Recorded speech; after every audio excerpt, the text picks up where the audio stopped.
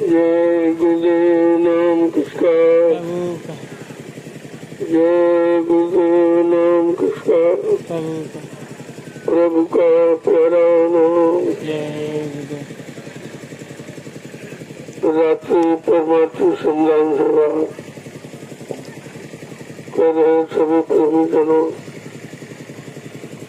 ये तुम्हारे जीवन का सबसे बड़ा सौभाग्य तो है।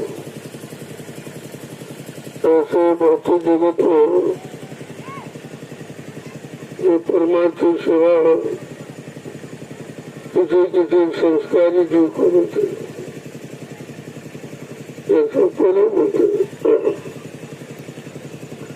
महापुरुषों ने कहा, जब करोड़ों जन्मों की तपस्या, करोड़ों जन्मों के पुण्य, करोड़ों जन्मों की सेवाएं जब जीव के एकत्र हो जाती है, उनका उदय होने का वक्त आता है, तब ये पावन पवित्र घड़ी परमात्मा सेवा करने को मिलती है। इसलिए आप निश्चित ही बड़े भाग्यशाली। तो ऐसे खराब समय में ये परमात्मा की भावना तुम्हारे मिटेगी और तुमने सेवा देगी। इन दिनों में पता नहीं कौन कौन सा तुम्हारे द्वारा पूरा कर्म होना था, उससे तुमको बचा लिया गया। और कैसी कैसी घटनाएं जिसमें तुम्हारी जान ली जा सकती थी, उस घड़ी से आपको अलग कर दिया था। वो काल भी कुछ नहीं कर सकता। अगर दयाल की बात समझ में आ जाए तो ये काल कुछ नहीं कर सकता तुम्हारा, तुमको उससे भी बचा दिया जाएगा। बशर्ते प्रेम श्रद्धा से विश्वास होना चाहिए। जब आपको विश्वास हो जाएगा, वही से तुम्हारे काम की शुरुआत हो जाएगी। बिना विश्वास न कोनो सिद्धि, बिना विश्वास के कोई काम सिद्ध नहीं होता। और संत मत में विश्वास की जरूरत है। आज लोगों का विश्वास खत्म हो गया, एक दूसरे से विश्वास खत्म। पुत्र का पिता से विश्वास खत्म, पुत्र का पुत्र से, भाई का भाई से विश्वास खत्म हो गया, पति का पत्नी पर से, पत्नी का पति पर से विश्वास खत्म हो गया, राजा का रैयत और रैयत का राजा पर से विश्वास खत्म हो गया, और गुरु का शिष्य और शिष्य का गुरु पर से विश्वास खत्म हो गया। ये विश्वास तो खत्म हुआ, इसीलिए सारी व्यवस्था श्रेष्ठ हो गया। तो तुम्हारे जीवन की व्यवस्था थी वो खत्म हो गई। जब विश्वास चला गया तो श्रद्धा और सेवा और सब तुम्हारे पास कुछ बचा ही नहीं है, तो तुम करोगे क्या? और जो तुम कर रहे हो तुम्हारे काम आने वाला नहीं, क्योंकि काल माया का देश है और ये सामान्य काल माया को, हमारा अपना शरीर भी काल माया था।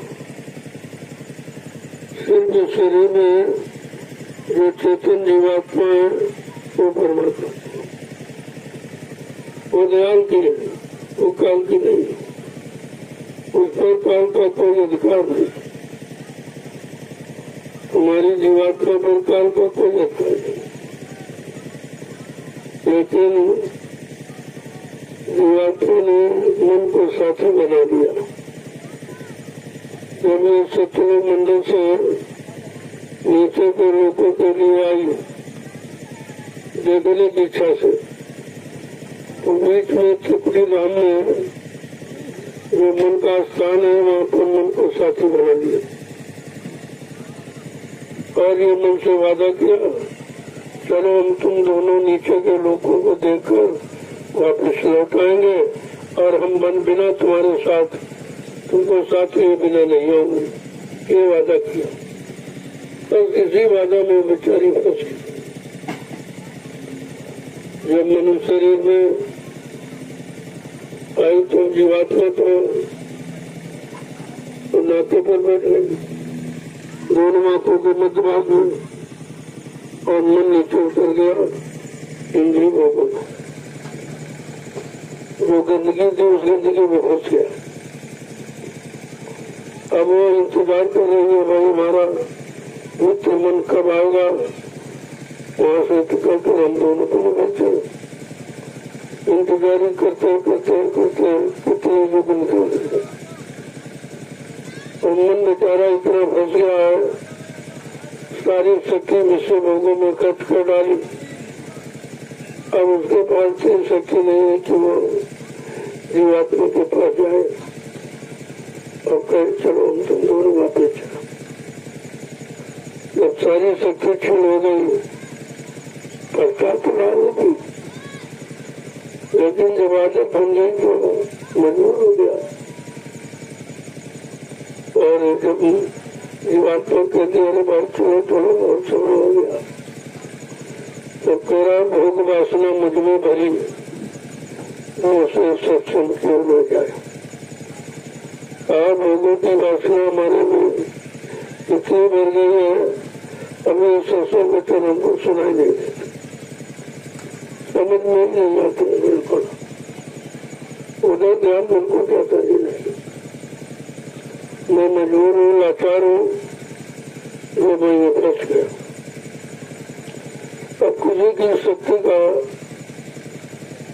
वो भी इंतजार कर रहा। कोई शक्तिमान आए अपनी शक्ति से हमको इन भोगों से निकाल कर अपनी तरफ मुखातिब करे, तो ये हो सकता मेरे बस में, मैं तो हार गया। अब वो एहसास करता मैं बिल्कुल थक गया, इतना थक गया हूँ, भोगों ने इतना निचोड़ दिया है, कुछ नहीं बचा।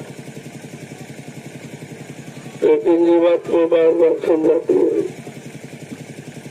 चलो हम तुम दोनों सदगुरु के पास जाए, उनसे वो काम बन सकता है। वो सर्व समर्थ सर्वशक्तिमान है, अगर वो चाहे तो पल में क्षण में तुम्हें निकाल कर ले आ सकती। चलो उनके पास चलो, उनकी शरण और अपने गुनाहों की माफी मांगो और उनसे दया की भीख मांगो। हे दयालु दया कर दीजिए, हमारे में शक्ति सामर्थ्य नहीं है, मैं जो मैं निकल कर और आपके बचनों को सुनकर तो मैं यहाँ से निकल के जाऊँ, ये तो आपकी दया पर निर्भर है, बिना दया के कुछ नहीं हो सकता। मन इतना लाचार मजबूर हो रहा है, कह रहा है मालिक अगर तुम्हारी दया के मैं तो निकल नहीं सकता, अब आपकी दया हो जाए तो काम हो सकता है। दयालु तो दया करने वाले ही है,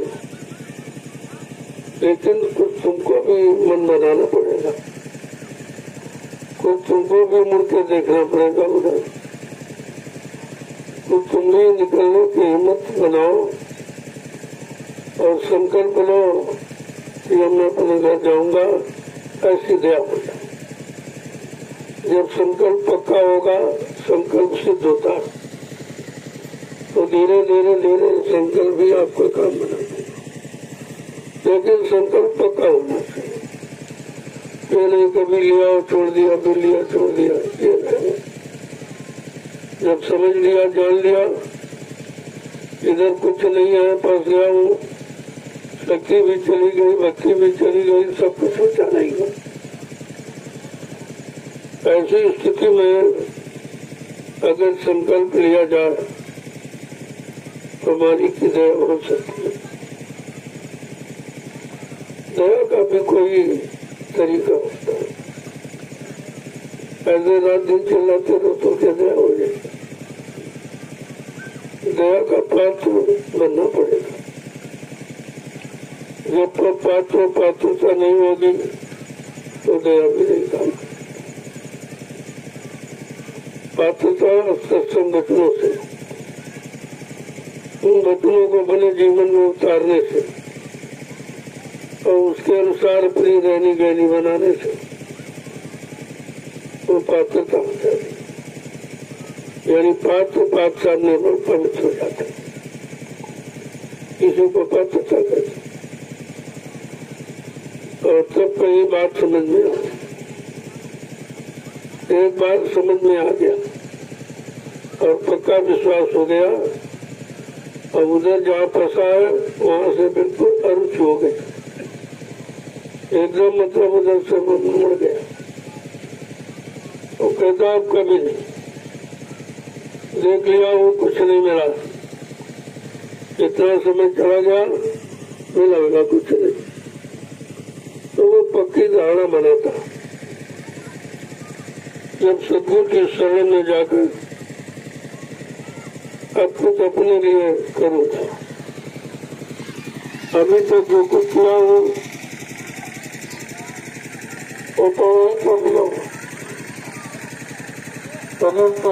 शरीर इंद्रियों के भावों वासनाओं की पूर्ति के और उसमें तुम्हारा कुछ है नहीं, केवल सजा ही है। तो जब समझ में आ गया सत्संग वचनों को सुना और उसके अंदर में उस बुद्धि में विवेक ज्ञान हुआ, उस समझ में धीरे धीरे आने लगा और धीरे धीरे वो संकल्प लेने लगा। और जैसे तुम्हारा संकल्प पक्का हुआ तुम्हारे काम की शुरुआत हो गई। कहा था तुम्हारी तुम संकल्प तोड़ो दया हो, लेकिन ये कुछ करना ही नहीं चाहता। कोई कुछ नहीं करोगे तो कैसे होगा? तो दो कर्म प्रधान देश है, जो भी आया उसको कर्म करना पड़ा। अब ये दो तरह के कर्म है, एक अच्छे एक बुरे हैं। अब तुमने अच्छा भी किया बुरा भी किया, अब पाप भी किया पुण्य भी किया, और सुख और असुख क्या कर सकते। जब सुखी हो तो सब जगह हो गया।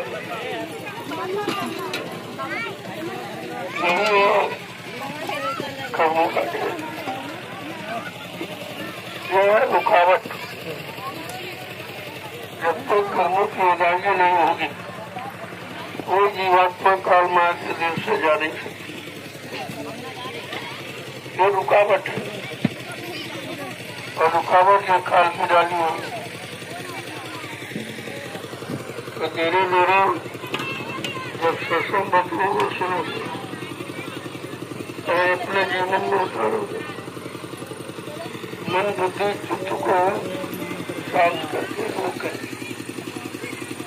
जब इन बच्चों को सुनोगे तो धीरे धीरे धीरे धीरे बच्चों से लाभ आती है। बच्चन आपको सत्संग से बचाएंगे, बच्चों का कर्म बचाने का। इसलिए बच्चों को भाषण की पुस्तकें होती तो तुमको बचाने का काम। जो संतों के बच्चे हैं वो बचाने का काम करते हैं और संसारियों के वचन बचाने का काम। कभी पैदा भी नहीं समझता है जो फंसाने वाले वचन कौन है और निकालने वाले वचन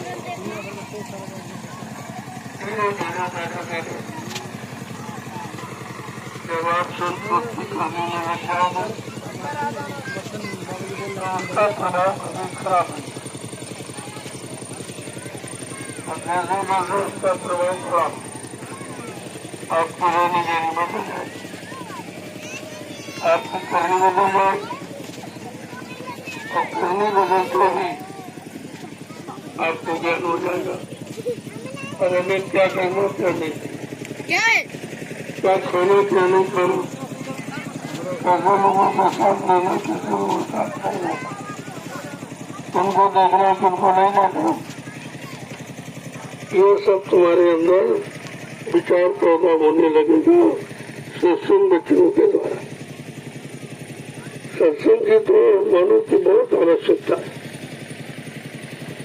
संगत की गुणानु संगत उड़ जाए, जैसे संगत करोगे वैसे गुण आ जाए। बुरे लोगों की संगत करोगे तो बुराई आ जाए, अच्छे लोगों की संगत को तो अच्छाई और भलाई आ जाए। ये तो स्पष्ट है। अब आज संगत की तो बिगड़ी है। कहने का मतलब जिनका खान पान खराब, जिनकी सोच खराब है और करना भी खराब है, ऐसे लोगों का साथ करोगे तो धीरे धीरे वही गंदगी तुम्हारे में आ जाएगी। फिर आप इतनी जल्दी गंदगी को निकाल नहीं पाओ। अगर गंदगी ने एक बार कब्जे जमा लिया तो उससे मुक्त होना बहुत मुश्किल है। फिर वो धीरे धीरे गंदगी बढ़ती जाएगी, इतनी बढ़ जाएगी कि जीव की बस की बात नहीं जो कुछ कर सके। अब रात दिन गंदगी कर रहा है, गंदगी खा रहा है, गंदगी सुन रहा है, गंदगी देख रहा है, गंदगी विचार कर रहा, सब सारा तुम्हारा जीवन का काम गंदगी में हो रहा है। और धीरे धीरे गंदगी आपको परेशानी का कारण बना देगी। और एक तरह की परेशानी नहीं, हजारों किस्म, हजारों किस्म की परेशानी आपके अंदर पैदा हो जाए। उस परेशानी को भौतिक जगत के किसी सामान से, रुपए पैसे धन दौलत से आप उसको हटा नहीं सकते।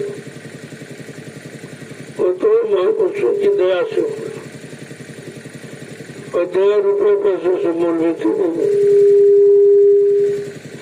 दया तो मिलेगी जो किसी के आदेश हुक्म का आप पालन कर, किसी के बच्चों को अपने जीवन में उतारने का काम करो और धीरे धीरे उन्हीं बच्चों के अनुसार अपने जीवन को निकालना शुरू कर दो तो ये काम संभव है। असंभव है कुछ नहीं। संत मत में या संत महापुरुषों के यहाँ असंभव शब्द बना ही नहीं। वो असंभव को संभव बनाते हैं। जो काम कोई नहीं कर सकता उस काम को करके दिखाते। इसलिए तुमको महापुरुष कहा जाता, उन्हें महाशक्ति कहा जाता। लेकिन हम महापुरुषों को पहचान नहीं पाते, किसी के मुंह से दूर रहते हैं और जो मिलना चाहिए उस चीज से वंचित हो जाता है। तो जीव को चाहिए कि जब जब संत जगत में आने, खोज भाग उनके ढिंग जाओ, हाजिर रहो दिलो चरणों में, करो बंदगी निर्दय लाए। ये काम आपको करना कि जब संत जगत में आवे, उनकी जानकारी मिल जाए तो जीव को सब कुछ छोड़ करके उनके पास जाना चाहिए। क्योंकि जिसको प्रसव तो करके आपने देख लिया, शरीर इंद्रियों के जितने कर्म सब कर लिया, अच्छे बुरे सब, और सबका अनुभव आपको होना चाहिए। जब अनुभव हो जाएगा तो अच्छे बुरे की पहचान हो जाएगी। फिर आप चुनाव करोगे, भाई अच्छा क्या बुरा क्या, हमें अच्छा करना है बुरा छोड़ना है। यही आदत धीरे यही करनी, धीरे धीरे आपको अच्छा बना देगी। लेकिन जब तक करोगे नहीं तब तक कुछ नहीं, ये करना पड़ेगा। महापुरुष भी आपसे कराएंगे ताकि आपको करने का अनुभव हो जाए। अपना भी काम करो और दूसरों का भी काम करो, इसलिए कराया जाता है। वैसे वो समर्थ है, खुद ही सब कर सकते, लेकिन विजित वो अनुभव से वंचित हो जाएगा, उसको किसी चीज का अनुभव नहीं होगा, फिर वो दूसरों का काम कैसे करेगा। तुम्हारा तो महापुरुषों ने कर दिया, लेकिन तुम्हें उस करने का कोई अनुभव नहीं मिला। इसलिए महापुरुष सब कुछ शक्तिमान होते हुए भी करने का माध्यम जरूर बनाते। और भाई कुछ करो, कुछ तुम करो, कुछ मैं करूँ, कुछ तुम मालिक की सेवा हो जाए। करने का आधार तो कभी खत्म नहीं किया जाता, क्योंकि देश कर्म प्रधान देश है। जहाँ कर्म तो सबको करना पड़ा। अब तुमने ये विचार नहीं किया कि किस कर्म की क्या सजा है, किस कर्म के करने से क्या फल मिलेगा। अगर ये संत महापुरुषों की शरण में जाके सत्संग सुनकर अगर ये बुद्धि तुम्हारी बन जाती और ये छाटना तुमको आ जाता कि नहीं भाई हम अच्छा करेंगे बुरा नहीं करेंगे, तो फिर तुमको सजा कौन देगा। सजा तुमको अपने किए की ही मिलती, कोई जबरदस्ती सजा नहीं देता। लेकिन जो तुमने कर्म किए वो भूल गए और धीरे धीरे वो कर्म का फल पाने का समय आ गया। तुम कहे तो हमने तो कुछ किया ही नहीं, कि हमको क्यों सजा मिल रही। पता नहीं तुम भूल गए हो, यहाँ बगैर कर्म किया है तो कुछ दिया ही नहीं जाता। बगैर काम के मजदूरी किसी को मिलती ही नहीं, चाहे अच्छा हो चाहे बुरा। बुरे काम का बुरा फल और अच्छे काम का अच्छा फल। जब कर्म प्रधान है तो कर्मों के बारे में आपको जानकारी नहीं। संत महापुरुष कर्मों की तो जानकारी देने आए थे। पहले तो कोई कर्म था नहीं, जीवात्मा आती चली जाती, लेकिन काल ने देखा कि मेरी तपस्या का कोई प्रभाव नहीं। मैंने हजारों वर्ष तपस्या करके और सत्पुरुष से वरदान मांगा कि हमको जीवात्मा का भंडार मिल जाए, तो वरदान तो क्या क्या उन्होंने।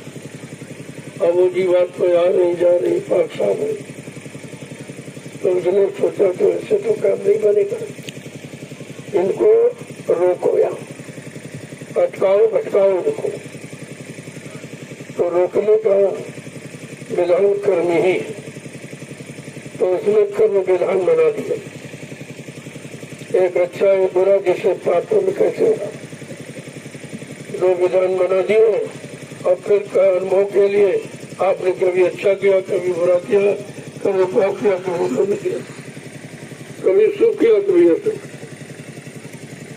अब धीरे धीरे कर्मों का ढेर जमा हो गया। अब जब जमा हो गया तो दोनों का फल मिलेगा।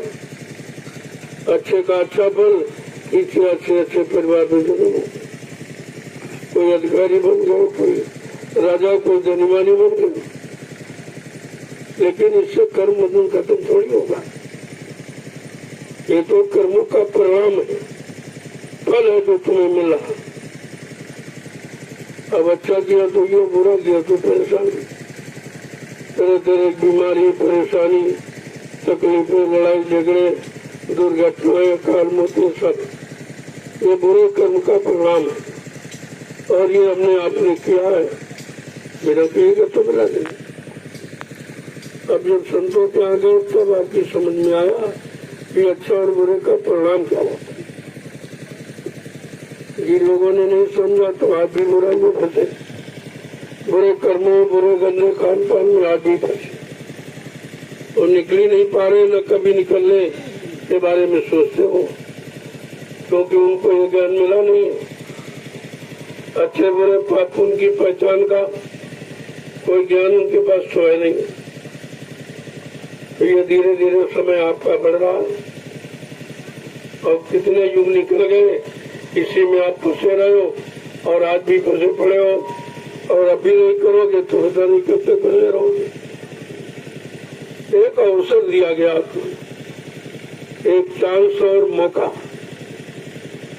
कि चलो 83,99,000 999 शरीर योनिया, इसमें भटकने भरमने के बाद एक अवसर मानव शरीर का आपको मिला है। कि मानव शरीर में, पंचभौतिक शरीर में जीवात्मा आएगी तो उसको परमात्मा से मिलने का अधिकार, उसको अपने घर जाने का अधिकार है। लेकिन ये अधिकार दिलाएगा कौन? जब संत महापुरुषों की शरण में जाएगा तो तुमको अपना अधिकार दिलाएगा। तुमको अपने घर जाने का अधिकार ही होता है कि हाँ तुमको अधिकार है, तुम अपने घर जा सकते। लेकिन उसके पहले कि घर जाने वाला कर्म और जो यहाँ कर्म किया उसका भुगतान, जब ये दोनों काम हो जाए, ना तो भुगतान करना मालूम है इसीलिए घर से नहीं जा सकते। संत महापुरुषों ने जो हमने आपने किया अच्छा बुरा पापन, उसका भुगतान कैसे होगा? वैसे इसका भुगतान केवल भजन का ही रास्ता है। लेकिन अब कलयुग का जो इतना कमजोर है कि भजन कर नहीं सकता, तो संतों ने कहा तो कभी नहीं जा पाए। अब संत दयालु होते, उन्होंने दया करके एक ये रास्ता खोल दिया। ये सत्संग बच्चों तो याद रहते नहीं, इसका मन भजन में लगता, मन भिखारी है, मन भोग भावों का और वासनाओं का गुलाम बन गया है। वो कैदी हो, वो तो बेचारा निकल नहीं सकता। तो उन्होंने दया के लिए एक दया का घाट, एक रास्ता उन्होंने खोल दिया कि परमार्थी सेवा। परमार्थी सेवा करके ही अपने अनंत जन्मों के किए हुए कर्मों की अदायगी करा सकता है। ये रास्ता संतों का खुला हो, कोई ज्ञानी ध्यानी वैज्ञानिक का नहीं है, संतों का। जब उन्होंने रास्ता खोल दिया और जीवों को उसको चलाने लगे, तो धीरे धीरे जीव एहसास भी कर रहा कि शरीर से सेवा करवाने तो शरीर की बीमारी कम हो रही, परेशानियां कम हो रही, झगड़े झंझट कम हो रहे, धीरे धीरे मन भी शांत हो रहा। ये काम केवल सेवा सेवा, और सेवा के द्वारा जो व्यवस्था बनेगी, जिस व्यवस्था का लाभ आगे आने वाले भविष्य में लाखों लोग उठाएंगे, ये है तुम्हारा परमार्थी सेवा, परमार्थी धन। ये आपका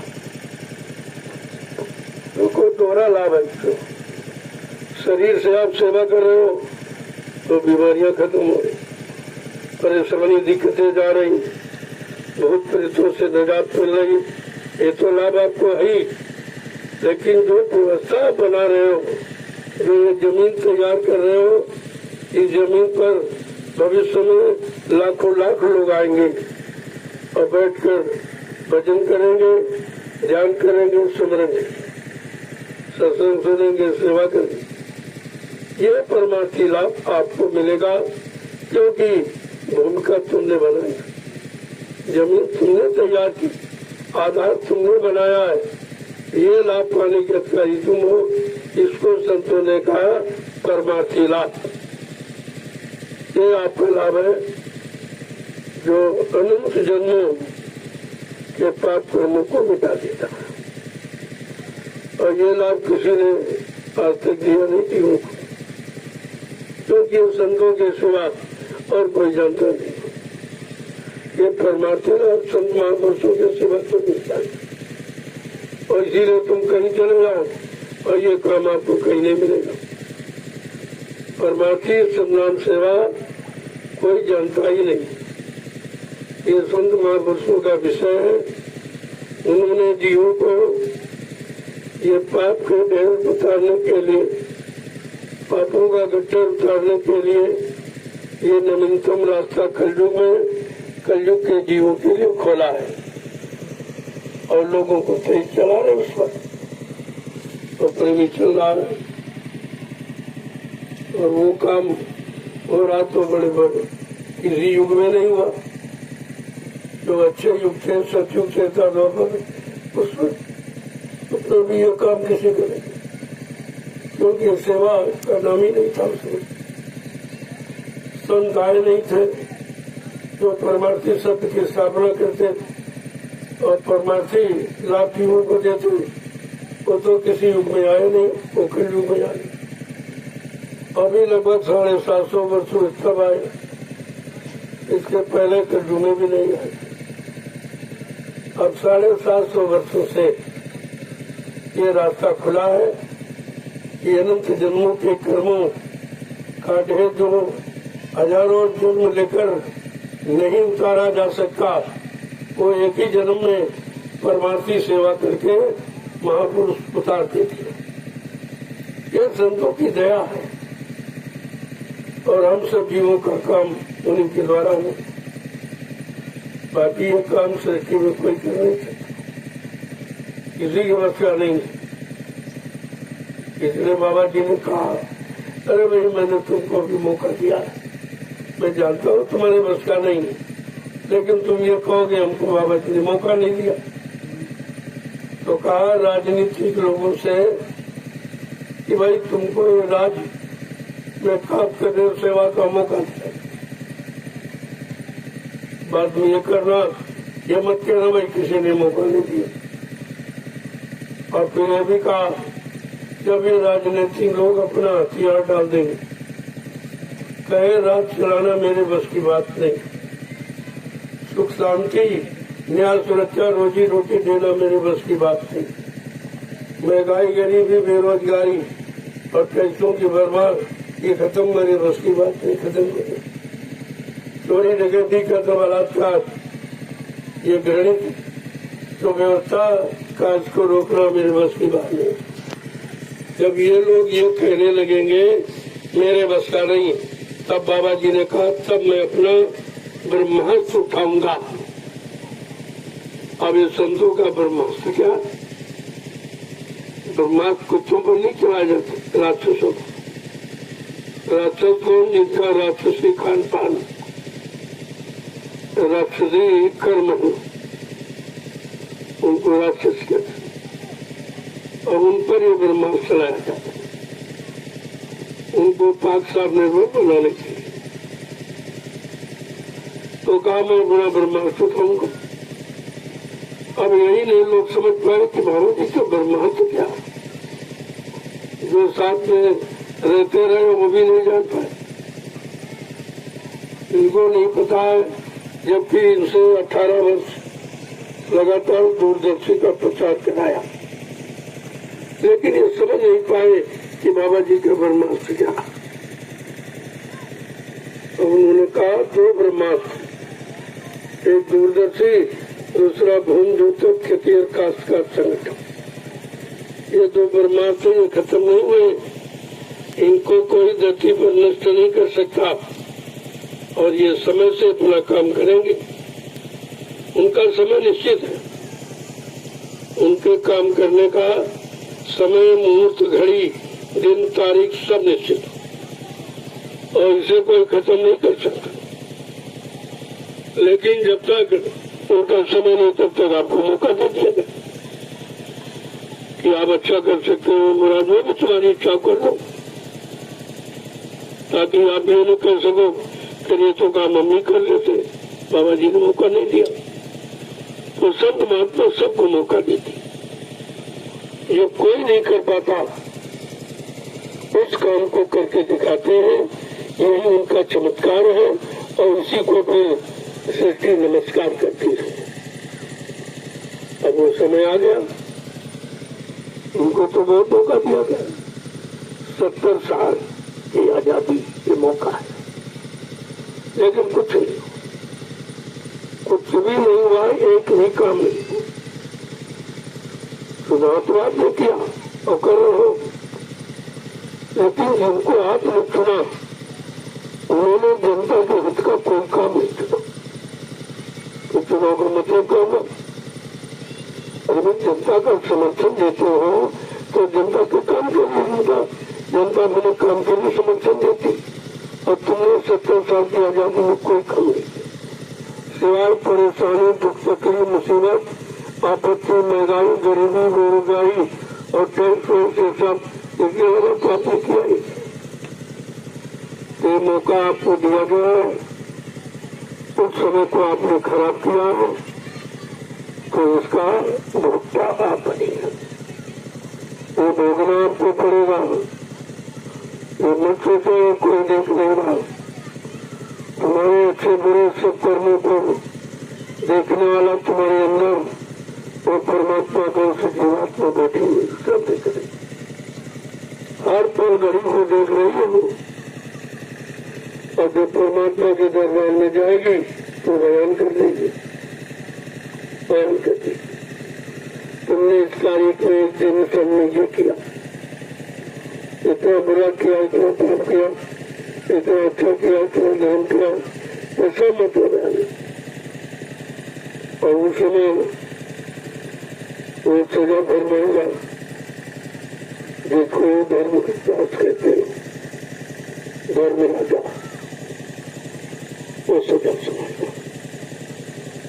सजा के कर्मों को तुम्हारी कर्मवाही को पढ़ेगा और सुनाएगा, पूछेगा तुमसे कि फला तारीख को तुमने ये बुरा किया था, इस दिन आपने ये सन में ये किया, वो सब पूरी वही तैयारी कर लो। वो आपको पता नहीं है, लेकिन जो तुम्हारे कर्मों को देख रहा लिख रहा उसके बाद तो सब वो सजा बड़ी कठिन है, क्योंकि वहां कोई तो तुम्हारा सहयोगी बैठा नहीं मददगार, वो कहेगा इसने इतना ये बुरा किया, इतना ये पाप किया, अपनी जनता को इतना परेशान किया, इतना सताया, मुसीबत आपत्ति में इसको रखा, मतलब बहुत लूटा है, ये सब। फिर कहेगा इसको ले जाओ इस नर्क में, इसको 1000 साल तक चलाओ, जलाओ, चढ़ाओ, मारो, पीटो, तुम्हारे रोने चीखने की आवाज वहाँ हजारों मील तक जाती है, लेकिन वहाँ कोई सुनने वाला नहीं। संत महापुरुष अपने दिव्य कान से वो सब सुन रहे और दिव्य आंख से वो देख भी रहे कि कितनी मार पड़ रही इस पर। आप तो बोल जाओ तो आपको पता नहीं कुछ, लेकिन उनको पता, तभी वो बताते हैं आपको कि ऐसी कोई करनी मत करना जो इस सजा के हथियारी बन जाओ। लेकिन जीव मानता था, जीव संतों पर भी विश्वास नहीं, उनको भी बरगलाता है, वो कुछ नहीं जानते कुछ नहीं।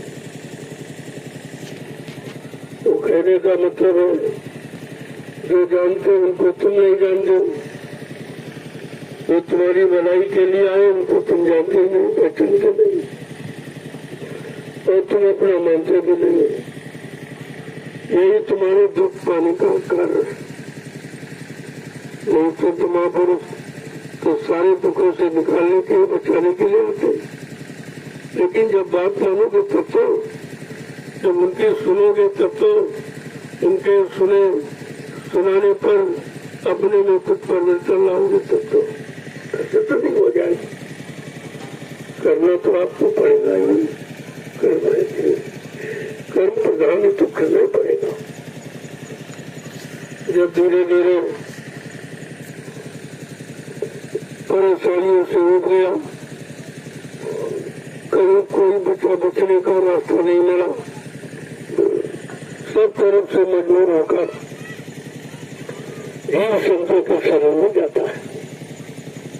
सब ठोकरें खाकर चारों तरफ सबके दरवाजे खटखटाकर, कहीं उसको शांति नहीं मिली और कहीं शरण भी नहीं मिली किसी नदी में, तब वो संतों के शरण में जाता है।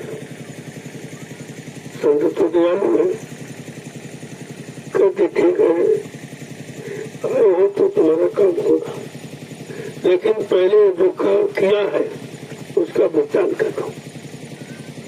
अपने आप को पाक सामने मत बनाओ, सब कर्म कर्म कर जाओ। हमारे पास तो कोई व्यक्ति नहीं, हम कैसे उतारे, तो कहा दूसरी मैं बताऊंगा, और तुम परमात्मा सेवा में लग जाओ, अपने सिर पर मिट्टी रखकर मिट्टी पहले रखी फिर उतारी। उसका मतलब जो तुमने रखा था कर्मों का बोझा उसी तरह से उतारो जैसे मिट्टी जली में रखकर बाबू आप फेंक देते उतार देते। ये तरीका है और इस तरीकों को कोई समझी नहीं रहा सब क्या हो रहा। ये संतों की बड़ी विचित्र लीला है कर्म को उतारने की। वो कैसे कर्म को उतारेंगे, कैसे आपके गंदे पाप कर्मों को खत्म करेंगे, ये तरीका किसी पास है नहीं। और कठिन कर दिया जाए तो तुम्हारे बस का नहीं। आ जाओ जंगल में तपस्या करो, तुम्हारे पास शरीर में उम्र ही नहीं, ताकत ही नहीं, इंद्रियों में संयम त्याग वैराग्य नहीं, काम हो नहीं सकता। और कोई कठिन योग बता दे तो तुम नहीं कर सकते, आपके बस का नहीं। लिहाजा सब तरफ से देखा गया कि कलयुग का दिन बहुत कमजोर है, इसके बस का कुछ नहीं। तब हमारे आपके बचाव के लिए ये संत महापुरुषों ने एक रास्ता निकाला है, परमार्थी सम्मान सेवा। क्योंकि आपने संत परिवार की, समाज की, देश की सेवा में ही तो सब कर्म कर जाना लाभ नहीं। मान सम्मान, लोभ और लालच ये अंदर आए तो जैसे कर्म कर जाना दिया। अब वो उतरेगा कैसे? और रास्ता तो है भजन का, लेकिन वो तुम्हारे बस का नहीं। इसलिए तुम्हारे कर्म करने के बोझों को उतारने के लिए ये सरल रास्ता परमार्थी सम्मान सेवा, ये गरीब अमीर और जवान बच्चों ने सब कर सकते। तो बहुत सरल, इससे सरल पद। और ये भी अगर आपने नहीं किया तो भी जीवन में आपको मौका नहीं मिलेगा। फिर मौका अगर निकल गया फिर पता नहीं आवन हो न हो, महापुरुष आए न आए, और आए तो अच्छी सेवा करे करे न करे, क्या ऐसा कोई सरल रास्ता कर्मों की अदायगी का निकाले न निकाले, कोई जरूरी अभी तक नहीं किसी ने निकाला। कबीर साहब से लेकर हजारों संत आए, लेकिन ये तरीका नहीं किसी निकाला कि ये कर्मों का बोझा कैसे उतरेगा। ये सरल तरीका केवल वक्त मुर्शिद समय के सदगुरु ने निकाला। इसीलिए कहा भाई समय के सदगुरु की तलाश करो, वो तुम्हारा काम करो। आए थे बहुत अच्छे थे, चले गए, तो वो जिन जीवों के लिए आए थे उनका काम करके चले गए। अब तुम्हारा काम उसे नहीं, उनकी याद में उनका फोटो रखो या उनका जगाया नाम स्मरण करो, उससे तुम्हारा कोई काम नहीं होगा। वो काम तो उस समय के जीवों के लिए था जब वो आए थे, नाम को जगाया था। ये बात जी भूल गया, आज भी भूला हुआ। पिछले युगों के नामों को दोहरा रहा, वो भी काल शक्तियों के नाम। इन्होंने मारकाट किया खुलेआम, राम रावण संग्राम खुलेआम, महाभारत खुलेआम, ये मारकाट की व्यवस्था उन्होंने उनकी है। ये काल भगवान की दयाल की नहीं है, और आपको दयाल भगवान चाहिए। दयाल भगवान क्षमा करता, माफ करता, जीवों पर दया करता, लेकिन काल भगवान न क्षमा करता है, न माफ करता, न दया। उसका काम मारकाट का। ये इतिहास बता रहा कि राम ने माफ नहीं किया मारकाट, कृष्ण ने माफ नहीं किया मारकाट, महाभारत किया और वो कर्मों को मारकाट डाला। लेकिन कलयुग का परिवर्तन ये मारकाट से नहीं होगा। पुरानी परिवर्तन की कोई व्यवस्था लागू नहीं, एकदम नवीनतम व्यवस्था परिवर्तन की। और वो क्या है?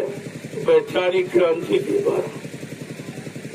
ये सत्संग जो फरमाए जा रहे हैं वैचारिक क्रांति का नमूना। आज का बच्चा सत्संग सुनाते सुनाते मैं परिवर्तन करके दिखाता हूँ। ये बाबा का बात किसी का नहीं है, ये बाबा जयपुर जी महाराज का बच्चे उनका पता। और संत वचन पलटे तो नहीं, पलट जात ब्रह्मांड। वो वचन इतने अकाट है, उनको कोई काट नहीं सकता, वो मिट है, कोई मिटा नहीं सकता, और वो अपने समय पर लागू किए जाएंगे। कहा कि संतों के वचन कभी पलटते, जो कह दिया उसको करके दिखाते, और जब तक करके नहीं दिखा देंगे तब तक वो मानव शरीर को छोड़ के जाने वाला नहीं। तो चले जाएंगे भी करेगा तो इस सब आपको याद रखना चाहिए। इसीलिए बाबा जी ने जो आपको मौका दिया अपने वचनों के लिए, 10 जुलाई 1952 से और 2012, ये 60 बरस आपको मौका दिया। हमने आपने सुना और पालन कुछ नहीं किया। जब वचन याद नहीं रहे तो भूल गए तो भ्रमित हो गए, बोल भलैया भी चले। कहने का मतलब है महापुरुषों के वचन जीवों के सुधार, उद्धार और कल्याण के, वो अपने निजी स्वार्थ के लिए नहीं होते। वो कोई रात पर धन मान सम्मान अधिकार लेने नहीं आए, वो अपने जीवात्मा को लेने आए। वो यहाँ का रात पार धन मान सम्मान सामान लेने नहीं आए, अपनी जीवात्मा को लेने आए। और कहा मैं उसको जगह के ले जाऊंगा, इसमें किसी की कोई दखलंदाजी नहीं हो सकती। अब वो कैसे ले जाए तो उनका विषय है। हम अपनी जगह पर खड़े रहे, हम उनके वचनों का पालन करें और उसके अनुसार चलें तो हमारा काम हो सकता है। उनको अपने काम की चिंता नहीं, तो कैसे करेंगे, उनकी क्या व्यवस्था है, उनकी क्या भूमिका है, उनके पास कौन सा तरीका, इसकी चिंता मत करो, वो उनका विषय। जो ले जाने आया है वो ले जाएगा और उसे कोई रोक ही नहीं सकता। और उसके ले जाने की विधि को कोई जानता है, वो कैसे ले जाए, किस युक्ति से ले जाएंगे।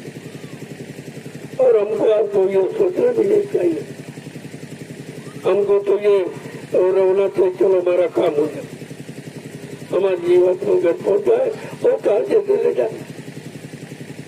लेकिन उस पर भी तुम्हारा मन गवाही नहीं देता, उस पर भी संघा संदेह बोल ब्रह्म ये सब सोचा करते हो दुनिया में कैसे होगा, कैसे ले जाएंगे, पता नहीं ले जाएंगे नहीं ले जाएंगे, बीच में छोड़ देंगे, ये सब सोचते रहते। ये है जीव की कमी, ये तुम्हारे मन की कमी है जो महापुरुषों पर विश्वास नहीं कर पाए और शंका संदेह बोल ब्रह्म के शिकार बन गए। और आपने अपने काम में ये रुकावट डाल दी। तो इसमें शरण में आए हो तो शरण में रहना सीखो, उनके अनुसार। अपने अनुसार यहाँ रहोगे तो कुछ नहीं मिलेगा, क्योंकि आप अपने कर्मों की अदायगी करने आए हो और अपने जीवात्मा का कल्याण कराने आए हो, अपने पाप कर्मों में माफी लेने आए हो, तो फिर उसी के अनुसार आपको रहना पड़ेगा। यह मनमानी करोगे तो खाली रह जाओगे, शंका करने मूल भ्रम करोगे तो वंचित रह जाओगे। इसीलिए पहले कह दिया कि पड़े रहो दरबार में धक्का धनी के खास, और कबहू दीन दयाल के बने पड़ेगी खास। तुम दरबार में पड़े रहो, खड़े रहो, बड़े रहो, कभी न कभी मालिक की दया हो जाएगी। और सेवा करते रहोगे तो अधिकार तो आप अपना ले सकते, वो देता नहीं, वो लिया जाता है। कर्म करके सेवा करके लिया जाता है, देता कोई नहीं। और अगर आप नहीं करोगे तो नहीं मिलेगा। तो एक मौका ये सबको दिया था और इससे सरल और कोई उपाय है नहीं जो तुम कर सको। और इससे बच्चे रह गए तो फिर चले गए 1000, फिर 84 जाओ, 4 करोड़ 84 लाख जो नरकों की योनियां जो बनाएगी उसमें आप चले जाओ, फिर वो निकलना मुश्किल हो जाए। और जो नहीं माने अब आज भी पड़े, आज भी उन्हीं योनियों पड़े। तो कहने का मतलब ये है, हमें केवल उनको उनकी बात को मान लेना, कुछ नहीं करना। मानने का मतलब विश्वास करना। अगर विश्वास कर लिया तो काम सरल हो जाएगा। आपको कुछ नहीं करना, केवल विश्वास करना कि बस हमारा काम ही करें। अब वो कैसे करेंगे, किस तरीके से, कौन सी विधि, कौन सा तरीका अपनाएंगे, ये तो विषय उनका, ये आपका विषय नहीं है। हमारा विषय ये सोचने का नहीं है, और ये सोच सोच कर तुम शंका में रह जाओगे, फिर काम आपका नहीं हो पाए। अगर शंका किया तो फिर वहीं खड़े रह जाओ, तो निकलना बड़ा मुश्किल हो जाए। इसलिए महापुरुषों के वचनों को बहुत ही लगन के साथ सुना, क्योंकि वो के वचन वो भाषण से सत्य नहीं है, वो तुम्हारे कल्याण के और तुम्हारे बिगड़े काम को बनाने की। और यही जीव समझ नहीं पाता। जब सत्संग होता तो इधर उधर मन, अरे भाई कान से तो कुछ काम करना ही नहीं, कान से वचनों को सुनो और मन को पकड़ाओ और शरीर इंद्रियों से सेवा करना। ये दोनों काम तुम्हारे एक ही साथ हो रहे और दोनों परमार्थी लाभ देने वाले। ये सरल क्यों किया गया, दोनों तरफ से लाभ देने का रास्ता क्यों निकाला गया कि जीव बेचारा उसके बाद समय है नहीं और ज्यादा समय देते फिर समय निकल जाए। क्योंकि किसी का 50, किसी का 60, किसी का 70 और कलयुग में 100 वर्ष के समय मिला, तो कितना आपके पास रह गया। तो इसलिए आज जल्दी करो, तो इसको दोनों तरफ का यानी लाभ देने का तरीका बता दो, तो जल्दी से अपना काम बना लेंगे। तब ये रास्ता निकाला गया परमात्मा।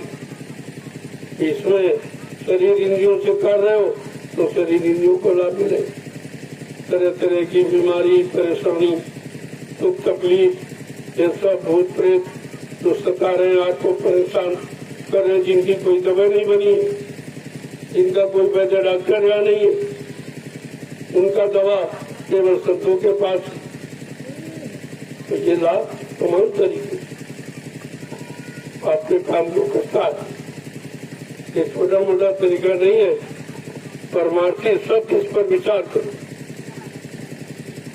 कि परमार्थ और स्वार्थ और धर्मार्थ में कितना अंतर है। ये त्रिकोणात्मक संघर्ष है। धर्मार्थ, सेवार्थ और परमार्थ की सेवा तो आप करते हो, परिवार की, समाज की, देश की भी सेवा, लेकिन इस सेवा में परमार्थ नहीं, स्वार्थ है। बाल बच्चों का स्वार्थ है, अपने शरीर पालन का स्वार्थ, अपने मान सम्मान पाने का स्वार्थ, अपना अधिकार पाने का स्वार्थ, इन सेवाओं में स्वार्थ। लेकिन जो ये सेवा तो रात्रि में कर रहे, ये प्योर परमार्थ है। इसमें करते हुए भी तुम्हारा कोई ऐसा भाव नहीं है कि हमको कुछ मिले, न कोई मजदूरी, न कोई सामान, न कोई चीज, कुछ नहीं है। तो ये काम और कहीं नहीं हो रहा।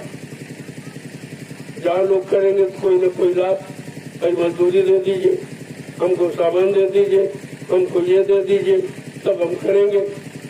लेकिन यहाँ तो कोई ऐसी बात नहीं है। ये साक्षात तुम्हारे सामने करके दिखाया जा रहा है। हिंदुस्तान में अभी परमार्थी लोग भी हैं जो निस्वार्थ सेवा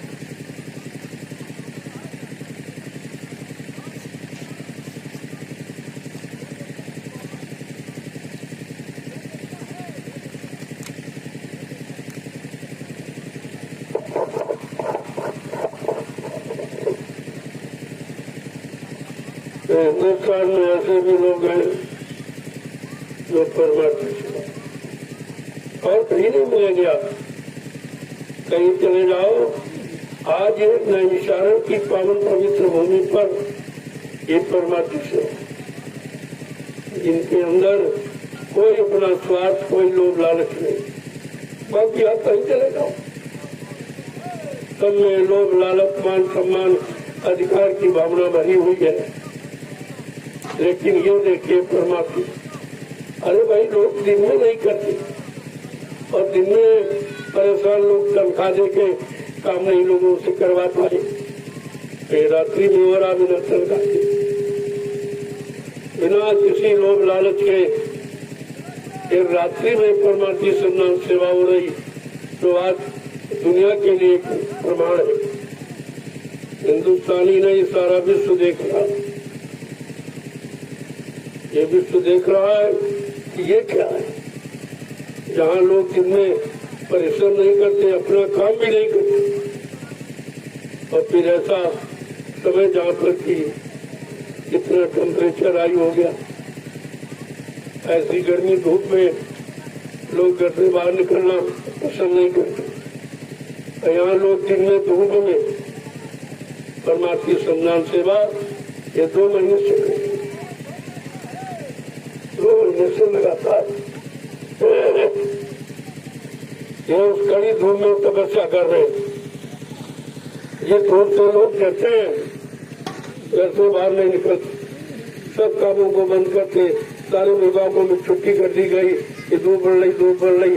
लेकिन आप नैमिषारण्य में आके देखिए, उसी कड़ी धूप में लोग सेवा कर रहे हैं। इनकी सेवा को आंकिए और इनसे सीख लीजिए। अगर यही सेवा भाव तुम्हारे समय आ जाए तो देश में सतयुग आ जाएगा, देश खुशहाल हो जाएगा, देश में सुख शांति आ जाएगी, सबके अंदर प्रेम प्यार मोहब्बत सेवा दया सदाचार परमात्मा की यादगार आ जाएगी, और सबके अंदर माँ बहन बेटी बहू की फर्क पहचान हो जाएगी। लेकिन तुम्हारे द्वारा नहीं होगा, तुम्हारे द्वारा कुछ होने वाला नहीं। तुम कितनी झूठे कसमें कितने सालों से खा रहे और कुछ नहीं कर रहे हो। क्या भगवान इसको नहीं देख रहा? जिसने तुमको धरती पर भेजा है वो रात दिन तुम्हारी करतूतों को नोट कर रहा कि हमने इसको किस काम के लिए भेजा और ये क्या काम करना। आए थे हरिभजन होटल लगे कपास, वही तुम्हारा काम। जिसके लिए भेजा वो तो तुम भूल गए थे, और जो नहीं करना चाहिए उस काम में लग गए। फिर वो कह रहा दोबारा तुमको दूंगा नहीं है। अगर तुम्हारा नहीं मिलेगा, जो मकान दुकान जमीन जो धन दौलत रुपया पैसा सोना चांदी जो छिपा के चुरा के जमा किया है देशवासियों से, फिर उसका क्या होगा? अरे प्रयोग तो शरीर से होगा, जानवर पक्षी के शरीर से नहीं, मनुष्य शरीर से। और ये मनुष्य शरीर आपको मिलेगा नहीं, क्योंकि तुमने जो मिला उसका काम किया नहीं, और दोबारा मनुष्य शरीर पाने वाला तुम कर्म भी नहीं करते हो, लिया जाए ये शरीर आपको नहीं मिलेगा। फिर अपने सामान का प्रयोग भी नहीं करना। जो तुमने चुरा चुरा के भारत की जनता को धोखा देकर झूठ बोलकर बेईमानी करके जो विदेशों में धन जमा करती, अरे वो तुम नहीं देख रहे हो, लेकिन वो देख रहा। जब तुम लिए जा रहे थे तब भी देख रहा, और किस बैंक में और किस खाते पर किस कोड नंबर पर कितना कितना जमा किया वो सब देख। महात्माओं की आंख में तुम धूल नहीं झोंक सकते, वो सब जो भूत भविष्य वर्तमान को जानने वाला उससे तुम छिपा क्या सकते, और जो सब जान रहा उसको तुम बताओगे क्या? तो सब जानेगा, और जानता नहीं तो आपको क्यों बताए? और आपको उस अपराध से बचने का तरीका भी बताना। तो आपने किसी कारण ये अपराध कर डाला, वैसे जघन्य अपराध, ये अपनी प्रजा से राजा झूठ बोले, छल कपट बेईमानी करके अब उसका धन चुरा के छिपा के दूसरे देशों की बैंक में जमा करती, वो तो नर्क में जाने का पूरा अधिकारी होता। ऐसा राजा नर्क में जाता तो अपनी प्रजा से चोरी करता है, और चोरी करके तुम करोगे क्या? साथ तुम ले जा सकते नहीं हो, और शरीर जो खत्म इसके बाद प्रयोग कर नहीं सकते, और जो किया उसका भोग तो भोगना पड़ेगा। सजा रह गई वो बात में आपको करनी पड़ेगी। तो कहने का मतलब जो तुमने किया है वो परिणाम तो तुम्हें भोगना पड़ेगा। तो संत महापुरुष आपको पहले से चेताते जगाते कि ऐसा कोई काम मत करो जो तुम्हें नरकों में जाना पड़े। नरकों की सजा बहुत कठिन, लेकिन तुम मानोगे नहीं। अरे महात्मा तो बताएंगे लेकिन तुम मानोगे नहीं, तुम उन पर विश्वास नहीं करोगे जो तुम्हारे लिए आया, तुम्हारे हित और भले के लिए आया, तुम्हारे आत्मिक कल्याण के और तुम्हारे शारीरिक सुधार के लिए आया। दोनों काम करने आया कि शरीर का सुधार बना रहे और आत्मा का उद्धार हो जाए। लेकिन न तो तुम शरीर सुधार की बात सुनते हो और आत्मा उद्धार के तुम्हारे पल्ले नहीं पड़ती, उसके बारे में तुम जानते नहीं। तो इसलिए ये समय हमेशा एक समान नहीं रहता। ये है परिवर्तनशील जगत। वैसे तो अनित्य परिवर्तन है, जिसको सुबह दोपहर शाम करते हैं, ये परिवर्तन ही आपको। लेकिन जो सृष्टि का परिवर्तन है वो इससे और भी महान है, और जो सारी व्यवस्था परिवर्तित हो जाती, बदल जाती, और वो परिवर्तन प्रकृति के द्वारा कराने वाले संत महापुरुष होते, क्योंकि प्रकृति उनके अनुसार काम करती, वो प्रकृति के अनुसार नहीं, प्रकृति उनके अनुसार काम करती, उनसे पूछ के करती।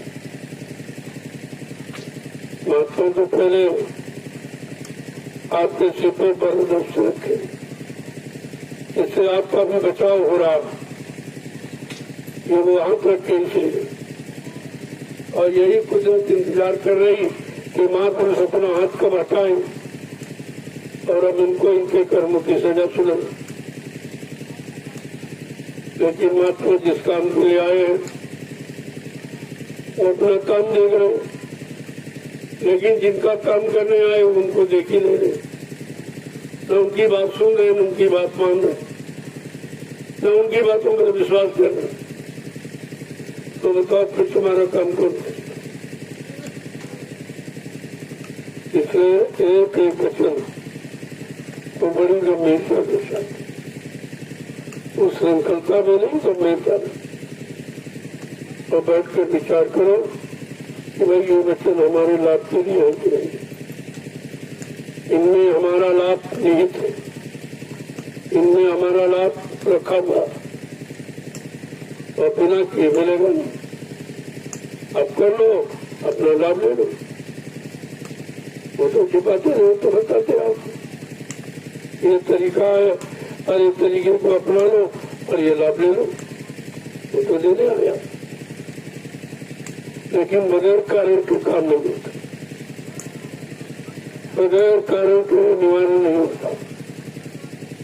इस बात को हमेशा ध्यान में रखना चाहिए। इसलिए आप सेवा कर रहे हो एकदम एकाग्र मन से, इसमें तुम्हारा मन कहीं नहीं था, क्योंकि मैंने तुम्हारे मन को रोकने का आधार जो सो जगह की बात थी, अब तुम उसी चक्कर में रहते हो, ये कोई चीज हो गई कि इधर उधर बात तो भूल जाओगे, आप इधर उधर मन जलेगा तो भूल जाओगे। ये आधार है कि भूलने लगा, मन को एकाग्र करने का आधार ये सो गया। जबकि पूजा पाठ से भी मन शांत नहीं हुआ, कर्म किया उससे भी नहीं शांत। जितने आपने उपाय किए उससे मन शांत नहीं हो पाया, लेकिन संतों का कितना छोटा उपाय, 100 डलिया रख दी, आपका मन शांत हो गया। अब मन यही चिंतन करा 100 कब पूरी होंगी, सब कब पूरी हो गई, कितनी हुई, कितनी रह गई, बस इसी मन तुम्हारा लगा। अब किसी की निंदा आलोचना बुराई सब खत्म। एक छोटे से फार्मूले से आपकी समस्या का समाधान हो गया कि निंदा आलोचना बुराई से आप बचो। अब यहाँ कोई किसी की बात नहीं करता।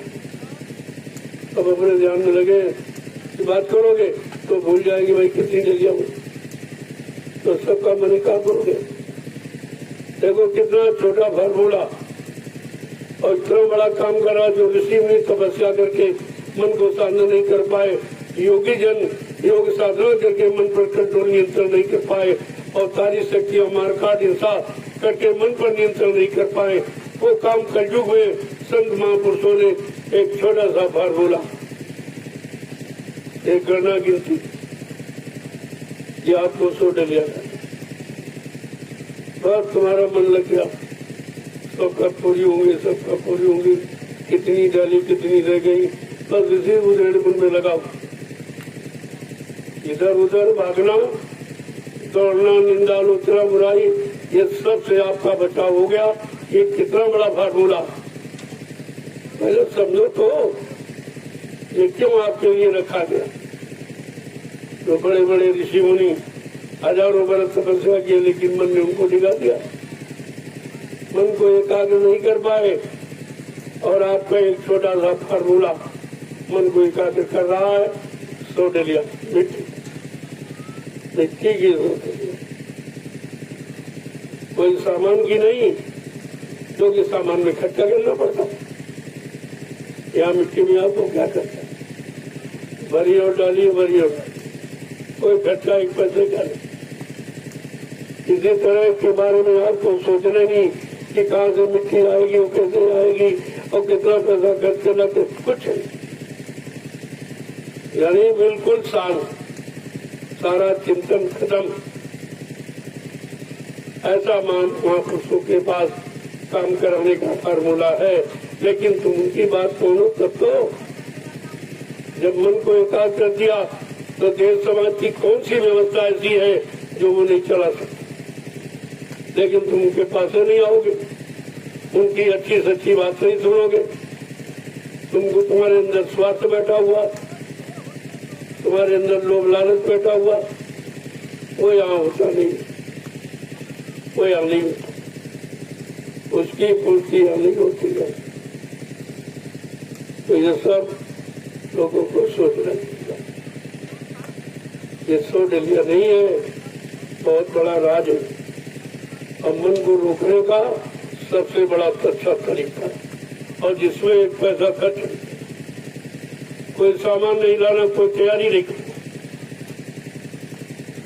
देखिए कितना बड़ा काम हो रहा और आपके द्वारा कराया जा रहा, और आप अभी समझ नहीं पा रहे हो करके।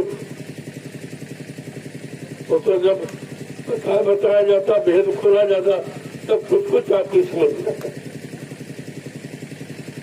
जय गुरु, जय गुरु, जय गुरु,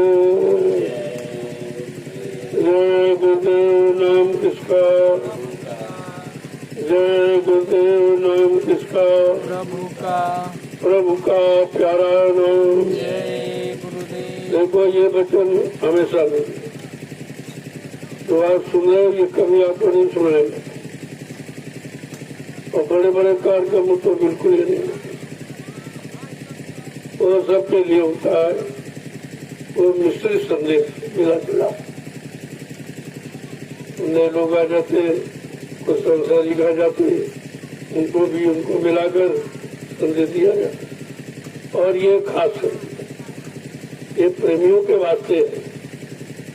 जो प्रेमी केवल सत्संग वचनों को सुनकर आ रहे हैं, ये बच्चे इनको कर भेजते रहे, और घर में जहाँ उन्होंने सुना संदेश एकदम भाव जागृत, कि हमको वंचित रह गए, इतना सरल तरीका लगा दिया गया और हम वंचित रह गए, तो सब भागे चले जा रहे। देखिए टोली में 15-15, 20-20, 25-25, 30-30, 40-40 लोग एक साथ आ रहे और सेवा का लाभ और सत्संग का दोनों का लाभ। ये चीज बड़े कार्यक्रमों में नहीं मिले। जो संदेश हो रहा है ये बड़े कार्यक्रमों में, और हम बाहर जाते तभी ये नहीं। ये तो आश्रम का है, वो तपोभूमि का संदेश है, इसलिए वो संदेश इसी भूमि पर होता है। आप सुन रहे हो, कभी आपने सुना नहीं था। इसका सुनाने का न वो समय न वो जगह है, इसलिए हर जगह का और हर त्योहार का सत्संग अलग अलग, उसका लाभ अलग अलग, एक ही लाभ नहीं है, अलग।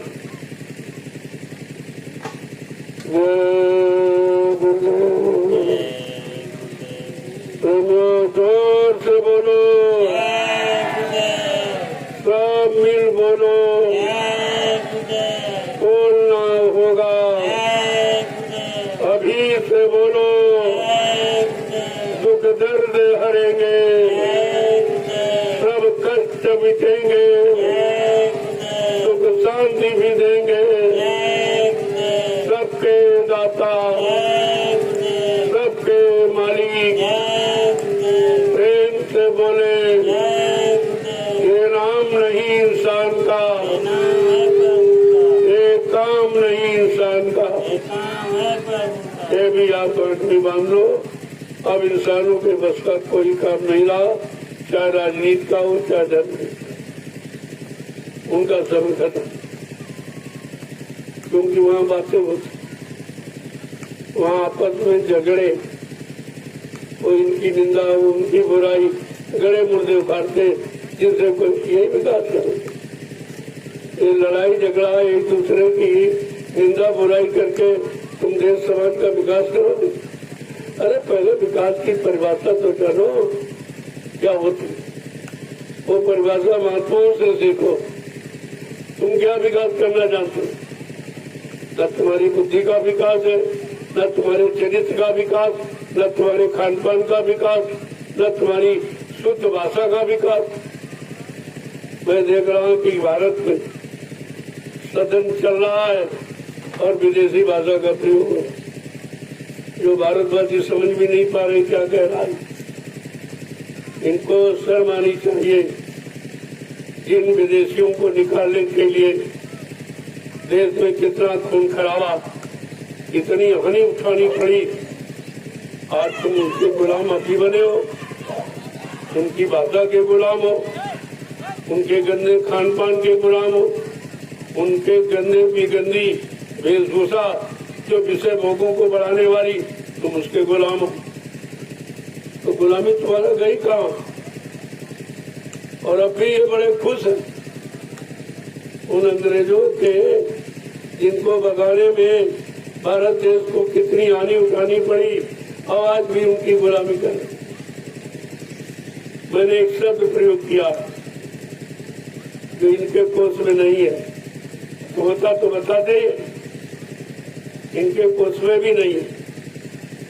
मैंने 15 सितंबर 2023 में घोषणा की थी, अगर आप सच्चे भारतवासी हो तो भारतीयता को अपनाओ, भारतीयता को अपनाओ और अंग्रेजियत को छोड़ो, तब तुम पक्के आजाद होंगे। नहीं तो गुलाम को गुलाम अभी थे। तुम्हारी हिंदी संस्कृत मातृभाषा इसमें इतनी स्वतंत्र, इतनी सुगंधी है, इतना राग है, मतलब यानी इतना आनंद है, उसको तो छोड़ दिया। और इस भाषा का प्रयोग करते हो, अपने आप को बड़ा अच्छा बता। अरे मैंने अब तो कहते तुम इस सदन को की मर्यादा रही है, जहाँ भारत देश में भारतीयता है ही नहीं, जहाँ हिंदुस्तान में हिंदी भाषा का प्रयोग ही खत्म हो रहा, ये मर्यादा में है। कहते सदन की मर्यादा है। अरे मर्यादा संतों से सीखो।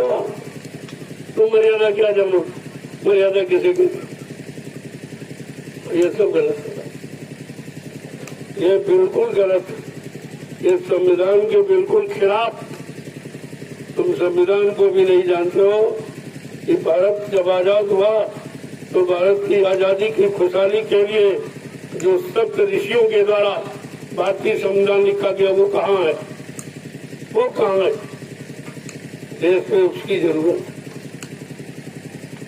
इससे तुम देश को कहाँ खुशहाल कर पाए हो? संविधान संविधान चिल्लाते हो, बात करते हो, लेकिन खुशहाल बना पाए हो? देश के लोगों के अंदर चरित्रता ले आए हो, इनका खान पान भारतीय ले आए हो, इनकी भारतीय बेहती बेदूसा मिल के रख पाए हो। कोई तो काम आपने किया नहीं। इनको भारतीय खान पान जो ऋषि मुनि महात्माओं के द्वारा सद्बुद्धि के लिए बनाया गया, क्या आपने उसका प्रयोग करा पाया? कुछ भी नहीं हुआ। तो ये अब सब जाने वाला है, ये गंदगी सब सिमटने वाली है। ये स्वार्थ लोभ लालच का जो आपने ये मसाला तैयार किया है अपने निजी मान सम्मान के लिए, इसका सिमटाव होने वाला है। अब ये कुछ नहीं है। बदली हिंदुस्तान तो बदल जाए दुनिया। हिंदुस्तान अगर बदल गया तो दुनिया बदल जाएगी। उत्तर प्रदेश बदल गया तो हिंदुस्तान बदल जाएगा। अब यह जानते हैं क्या हो? ये उत्तराखंड, ये उत्तर प्रदेश ऋषि मुनि महात्माओं की भूमि है। यहाँ पर भगवान ने भी ज्यादा संख्या में अवतार किया। यानी कहने का मतलब ये उत्तराखंड उत्तर प्रदेश की भूमि भगवान को भी पसंद है। भगवान भी इसी भूमि पर आना चाहा है और आया। उसी भूमि पर हम सब इंसानों को पैदा होने का मौका मिला। तो हमें तो अपने आप को भाग्यशाली समझना चाहिए। जिस भूमि पर भगवान आया उसी भूमि पर आपको भेजा गया। चलो अपने लिए नहीं, भगवान के नाते तो कुछ अच्छा करो। भगवान तो न बदनाम होने पावे। अब तुमने बदनाम करने की कोशिश की तो मात खा गया, एकदम मात खा गई, खत्म। बाबा जी ने कितने पहले कहा था, किसी महापुरुष को अपने स्वार्थ लोभ लालच अधिकार पाने का आधार मत बनाना, ने कुदरत भारी मार लगाएगी। इन बात को लोग भूल गए और जिसने जिसने किया अब वो सब मात खा। और इन लोगों ने किया ये भी मात खा। अरे तो भगवान को जानो ही क्या? अगर जानते तो मिट्टी का पत्थर का भगवान थोड़ी बनाते। ये मिट्टी का भगवान तो कह दिया जो तुम्हारा बाप पत्थर का है, ये सम्मान है कि अपमान? और तुम सब मिलकर भगवान का अपमान कर रहे हो। और इसीलिए भगवान ने तुमको जरा सही कर दिया। तुम्हारी बुद्धि फेल हो गई। तुमने 10 वर्ष लगा दिए भगवान भगवान भगवान के चक्कर में और फेल हो गए। आप कुछ नहीं कर पाए, कुछ नहीं कर पाए। तुमको तो शर्म आनी चाहिए कि भगवान भी तुम्हारे से असंतुष्ट हो गया। वो तुम्हारी इस काली करतूत स्वार्थपरता की नीति को भगवान भी जान गया है, इसलिए तुमको ये सजा दी। शर्म आनी चाहिए तुमको, लेकिन इतने बेशर्म हो कि अभी घुस गए हो। अभी वही हो, हम करेंगे अभी वही चला। अरे तो इनकी आदत हो गई, हम करेंगे ये करेंगे विकास करेंगे। अरे अभी तक 70 साल में क्या तुम देश में नहीं थे? क्या उसमें विकास की आवश्यकता नहीं? तो अब करो, हम करेंगे। अभी तक क्यों नहीं किया? ये तो तुम्हारा कहना है, तुम्हारी ये भाषा हो गई, ये करेंगे कहीं कुछ नहीं। तुम्हारे बस का कुछ है ही नहीं, तुम कुछ नहीं कर सकते। तो इसलिए ये महात्माओं का देश है, ये ऋषि मुनियों का देश है, ये योगियों का देश है, अवतारी शक्तियों का देश है। या ये कहो ये भगवान गति, तुम इसमें कुछ नहीं कर, अगर उसके अनुसार चलो, उनके आदेश के अनुसार, तो तुमको कुछ मिल जाएगा। अपनी मनमानी करोगे तो अभी तुम्हारे यहाँ से चला जाए। अब ये सब जाने वाला, अब कुछ होने वाला है, वक्त बदलने वाला है। बाबा जी जो कुछ कहते हैं सब सच होने वाला है। अब समय आ गया, आपको बहुत मौका दिया गया, समय दिया गया, लेकिन तुमने कुछ नहीं। जो करना था वो तो बहुत पीछे कर दिया, जो नहीं करना था उसको आगे रख लिया। यही सबसे बड़ी तुम्हारी अज्ञानता और भूल है, और उसका परिणाम अब आपको भोगना चाहिए। कोई है संत राज भारत में, अब बताए बची है ना, बाबा जय गुरुदेव की वाणी अब दिखाई पड़ी है, ये सब आपको देखने को मिलेगा। जय गुरुदेव, जय गुरुदेव, जय प्रभु आप और ये संदेश भी सुन, ये सेवा भी अनोखी और संदेश भी अनोखा, जो हिंदुस्तान में कोई नहीं कर सकता। सबके अंदर अपनी करनी का डर है, क्योंकि सबने कुछ न कुछ किया। दूध का धोया कोई नहीं, और ये सब वही है, इधर से उधर, इधर से उधर चले गए, उधर से उधर चले गए। तो जब थे तब कुछ काम नहीं किया, अब ये कहां से काम सीख के आ गए। इनको कहां से जनता की सेवा की ट्रेनिंग मिल गई। तो वही है जो पहले थे, तब नहीं किया तो क्या कर पाए। तो एक बार, दो बार, 3 बार, 10 बार मौका दिया जाए और फिर भी न करो, तो आगे तुमसे उम्मीद क्या रखी जाए। इस पर विचार कीजिए। मैं जो कह रहा हूँ ये कोई वचन, मेरा कोई भी वचन निस्वार्थ का नहीं। हमको तो कुछ चाहिए नहीं आपसे,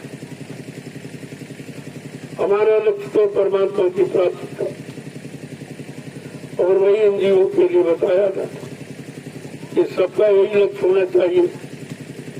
ये मनो शरीर प्रभु प्राप्ति के लिए मिला है, और किस काम के लिए मिला उसमें तो लगाया नहीं आप। ये कहाँ लगाए हो?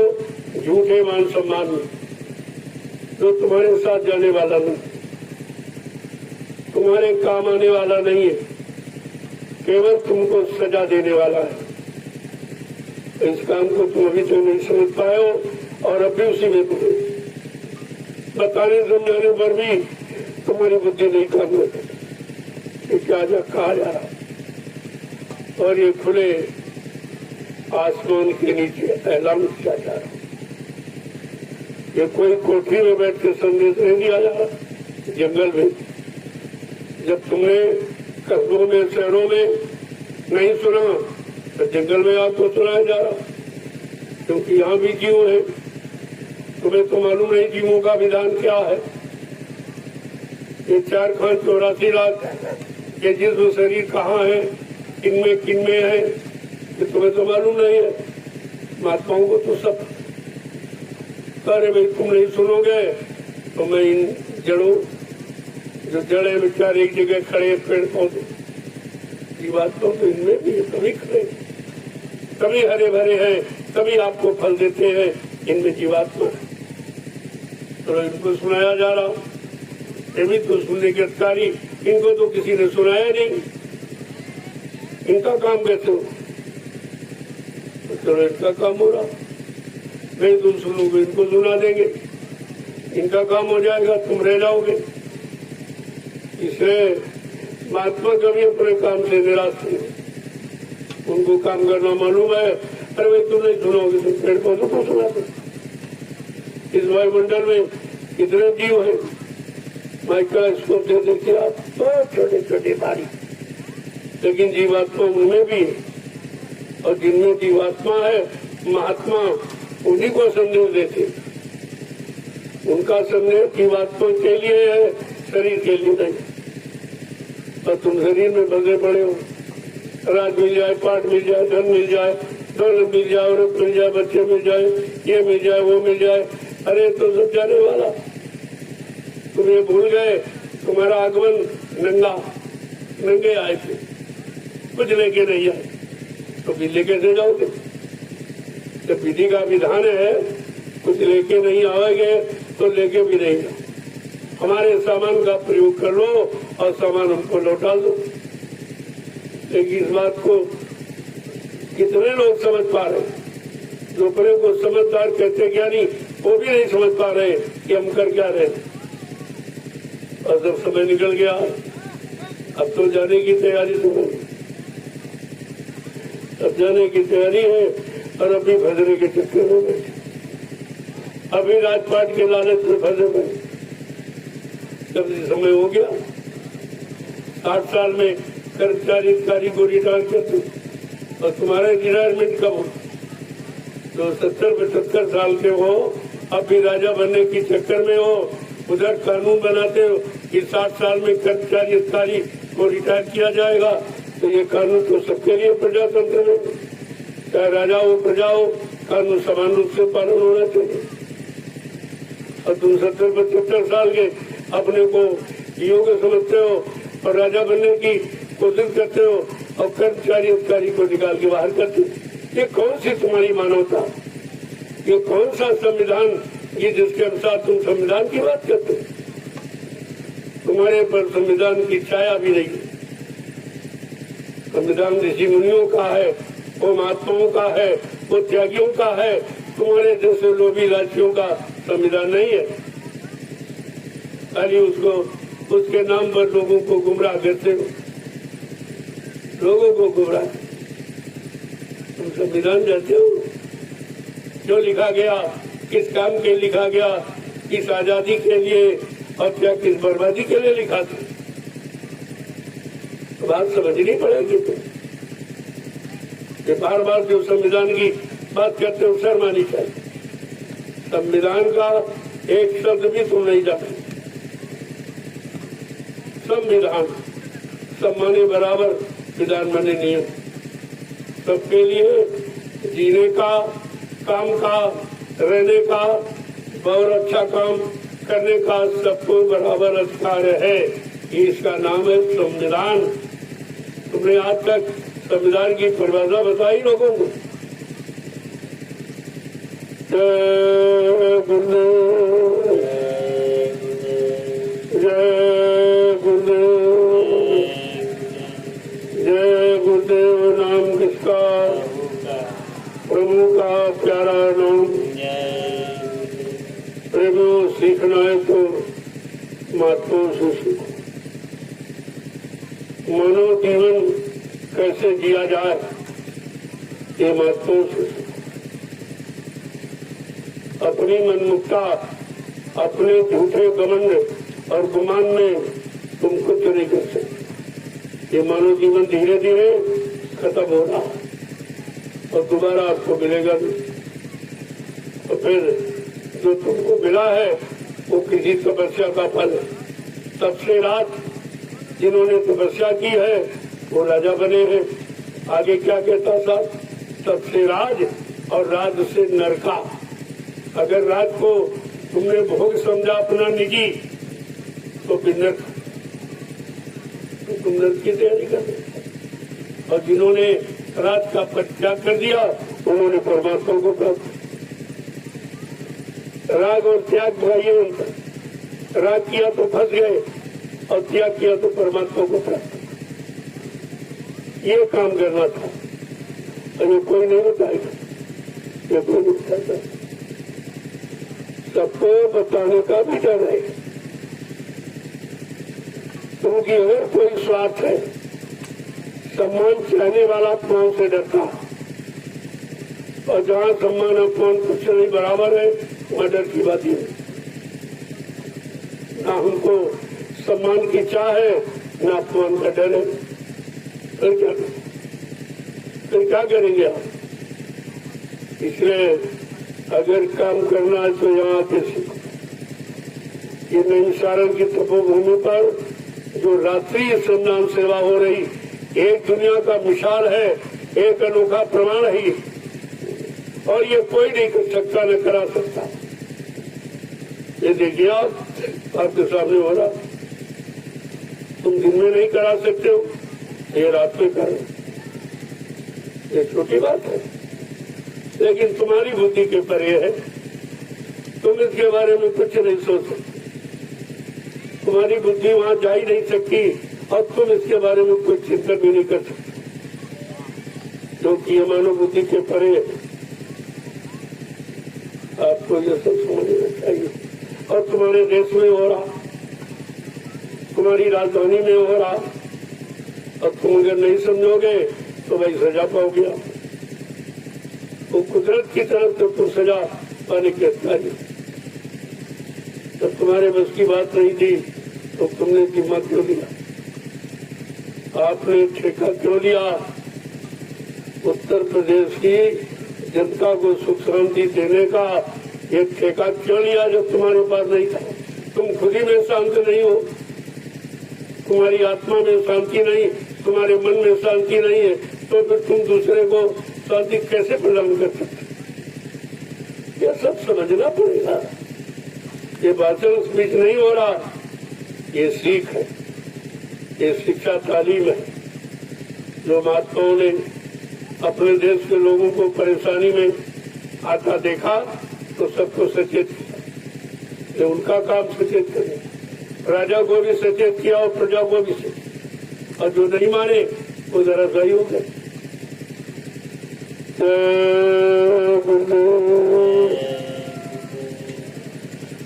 तो आपने बहुत सेवा की। अब जो लोग थक गए, जिनका मन थक गया, ये मन थकता हो कुछ नहीं, ये थक गया तो आपको सेवा से इनकार कर दे। और तुम मन के अनुसार चलने वाले हो तो फट से सेवा बंद कर दो। लेकिन जिन्होंने मन को ऊपर नियंत्रण किया है, कहते दूर बैठ, तू कौन सेवा कर रहा? कहते अरे मन तू कौन डलिया ढो रहा, तो तू क्यों बंद कराने वाला कौन है? ऐसे मन को ललकार के वो सफलता के प्रतीक है, वो सफलता प्राप्त करते। उनके अंदर किसी का कोई लोभ, कोई लालच, कोई भय ही नहीं। चाह गई चिंता मिटी, मनुआ में परवाह, जिनको कछु न चाहिए वो सहानुभूति। वो बादशाहों के बादशाह हैं जिनको कुछ चाहिए ही नहीं, जिनके जीवन में चाहिए शब्द नहीं, कोई चाहिए। प्रभु प्राप्ति की इच्छा है, बाकी कोई इच्छा नहीं। तो आपको तो समझना चाहिए सर। तो कब समझोगे? जब समय निकल जाएगा तब। अरे भाई जीवन निकल गया, तब जीने का ढंग आया तो ढंग से मतलब क्या निकलेगा? समय तो निकल गया। समय रहते जीना सीखो कि जीवन किस लिए मिला है, किस काम के लिए मिला है, ये सीखो पहले। और ये सीखो महात्माओं से। महात्माओं ने जीना सीखा तो परमार्थ के कारण तो साधु धरा शरीर, उनका शरीर धारण करना परमात्मा समाज हित के लिए, देश हित के लिए, मानव हित के लिए, धर्म हित के लिए उनका शरीर धारण करना है। अरे उनसे सीखो, वो बताएंगे। तुमने तो मानव शरीर मान सम्मान, अभिमान और अधिकार पाने के लिए धारण किया, तो तुम सुख शांति क्या दे सकते? तुम्हारा मानव शरीर धारण करने का अर्थ ही तुमको नहीं मालूम है, तो फिर तुम लोगों को क्या बताओगे, क्या दो? इसलिए जो जैसी करनी कर रहा है उसी करने का उसको अनुभव है। वो सब नहीं बता सकता, और न सब करा सकता, और न सब तरह का लाभ दे सकता। अब आपने बड़ी मेहनत किया, मैं आपकी मेहनत से बहुत खुश हूँ। और ऐसे लगे रहोगे तो आपका काम हो जाएगा और दुनिया देखती रह जाएगी। वो नहीं समझ पाएगी ये सब क्या। ये भी बेचारे नहीं सोच पा रहे कि हम अपना काम दिन में नहीं करते, ये रात में कर रहे हैं। और इनका अपना कोई काम नहीं है, अपना कोई स्वार्थ नहीं, अपना कोई लोभ लालच नहीं, कोई मजदूरी की चिंता नहीं। ये क्यों कर रहे हैं? क्या देश में और कहीं हो रहा है ऐसा? अरे तो विचार आपको करना पड़ेगा।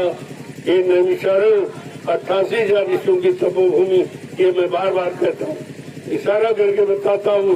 इस भूमि का काम ये है, तो हो रहा ये परमात्मा का। यही भाव जब तक लोगों में नहीं आएगा, तब तक सतयुग जैसी व्यवस्था आपको देखने को नहीं मिलेगी। तब हम लोग आ रहे मेरे पास, ऐसा हो जाए सबने मेरी हमसे मत करो, तुम अगर कर सकते तो करके दिखा दो, मैं तो नहीं रोक रहा हूँ, लेकिन मेरा काम तो समझ लो। मेरा काम इस तरह मनमानी रखना नहीं है, वो समझ लो। क्योंकि मुझे भी कोई आदेश दे रहा, मैं उसके आदेश का पालन करता हूँ। जब आदेश मिलेगा तो आपको बता दूंगा। अभी तो कोई ऐसा आदेश नहीं है, अभी जो है वो हो रहा। अब आगे आदेश मिलेगा तो बता दिया जाए, वही आपको बता दिया जाए। तो मैंने कहा भाई नहीं, इस भूमि पर कोई कार्यालय और कोई स्वार्थ लोभ लालच का अड्डा नहीं बनेगा। ये भूमि विशेष भूमि है, ये भूमि जैसे और जगह है वो ये नहीं है। वो दिल्ली जैसी अपवित्र, लखनऊ जैसी अपवित्र भूमि नहीं है। ये ऋषि मुनि महात्माओं की भूमि है। जो इस पर काम हो रहा वो कहीं नहीं होगा, वो सब स्वार्थ के अड्डे हैं। ये परमात्मा का स्थल है, ये बात आपको समझनी पड़ेगी। आज नहीं तो कल तुम्हें भी आना पड़ेगा। जब समस्याओं का समाधान तुम्हारे पास नहीं होगा, तुम दौड़कर महात्माओं के पास आओगे। अगर पहले से आ जाओ तो तुम्हारा काम बिगड़ेगा नहीं, और काम बिगाड़ के आओगे तो आपको परेशानी होगी। तो तकलीफ होगी, फिर ऐसे नहीं होगा। पहले आपको खमेगा भोगना जो तुमने बिगाड़ा अपने निजी स्वार्थ के, आपको भोगना पड़ेगा। बगैर उसके भुगतान कराए महात्मा कोई रास्ता नहीं करेगा। कर्मों का विधान झूठा हो जाएगा। संविधान नहीं, विधान कर्मों का ये झूठा हो जाएगा। तो इस पर विचार कीजिए। मैं तो निश्चित इशारा कर रहा हूँ, ज्यादा ज्यादा समय आता जाएगा आपको इशारा करके बताता रहूँ।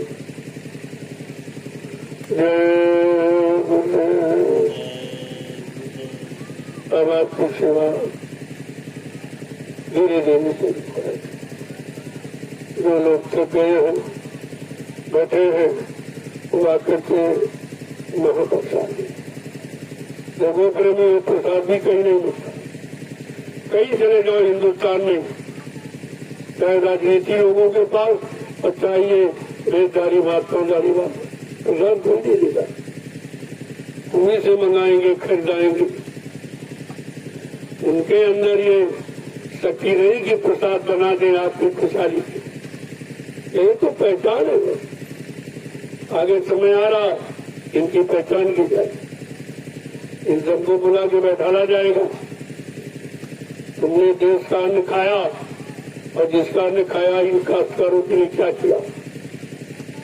अब अपनी कोई बच्ची शक्ति लगाकर इनकी मुसीबत को दूर करो, नहीं तुरंत दाढ़ी बाल मुड़वा के किसी फैक्ट्री में लगाया जाएगा।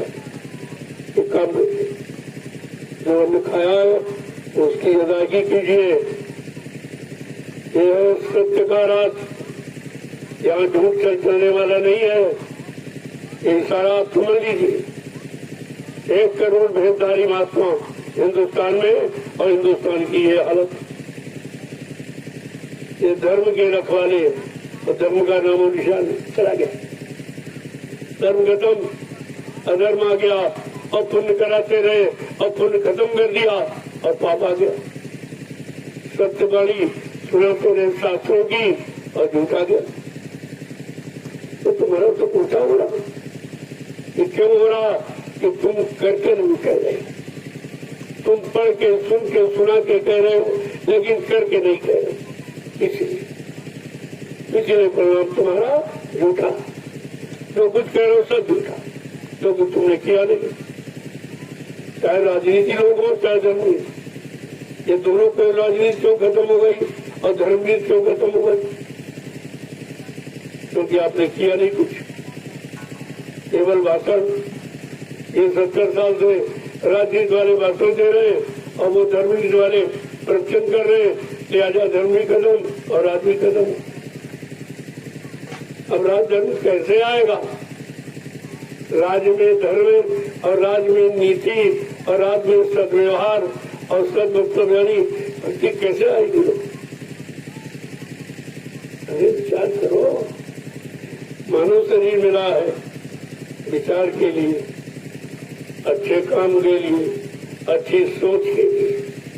नहीं प्रयोग करोगे तो इसकी भी सजा आपको मिलेगी, क्योंकि आपको बुद्धि का यंत्र परीक्षण के लिए दिया गया, आपने कोई परीक्षण नहीं किया तो ये बुद्धि वाला अपराध भी आपका है, तो भी सजा आपको भोगनी पड़ेगी। एक तरह से नहीं, कितने तरीकों से आपने ये परिणाम जो गलत किया है उसका खमेजा आपको भोगना, कोई आपको बता नहीं सकता।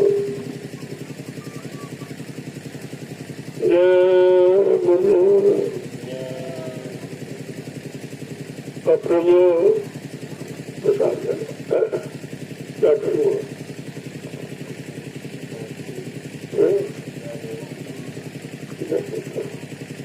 अब देखो 10 रुपया लगभग आपकी सेवा पूरी। जो बात में एक आधार बना के आपको किया जाता वो है 15 दिया, 10 आपकी 5 नहीं है। मैं तो बुढ़ा हूँ, ये सेवा भी नहीं हो पाई, 5 समझ ही जाते 15 रुपया डाल करके आ जाओ। एक प्रसाद जो तुम्हारी थकावट दूर कर देगा, तुम्हारे मन को शांत। ये प्रसाद का गुण है और ये कहीं नहीं मिलेगा। हिंदुस्तान में कहीं चले जाओ प्रसाद आई नहीं। राजनेता तो तुम ही प्रसाद जानते थे,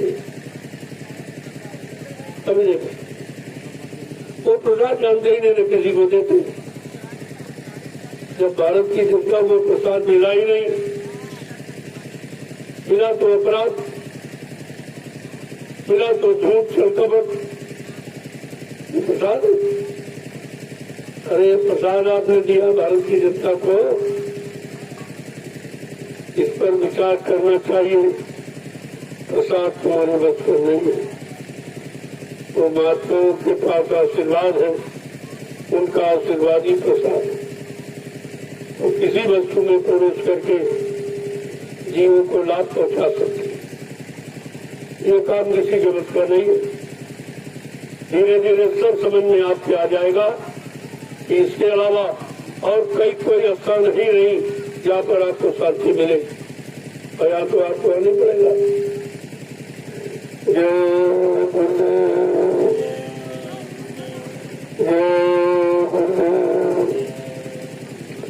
जब शांति पाने के लिए 88,000 इसी तरह से कर लिया है, तो तुम कैसे नहीं आओगे? तुम तो ऋषि मुनियों से बड़े हो, तुमको भी शांति चाहिए। तो करता जब समय पूरा होने लगेगा तो आपको भी इसकी तलाश करेगी। तब आपको कौन देगा? इसलिए समय से जागो, समय से छूटो और अपनी जीवात्मा के कल्याण में लगे हो। ये तुम्हारा असली धर्म है, यही मानो कर्म है। ये कर्म धर्म को समझो आप पहले।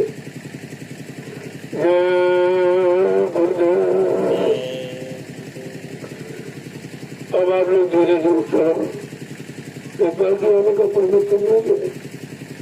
जब तक लाइन में खड़े रहो तब तक तुमने लगे तुम्हारी पूरी हो जाए। इसका इसका अतिरिक्त लाभ, ये अतिरिक्त लाभ है और इसी को बरकत है। जो आप अभी तक सेवा की है, ये 15 नदियां बरकत है, इनसे भी जुड़ जाएंगे और ये बरकत का चले जाओ। चलो फिर मैं धीरे धीरे जय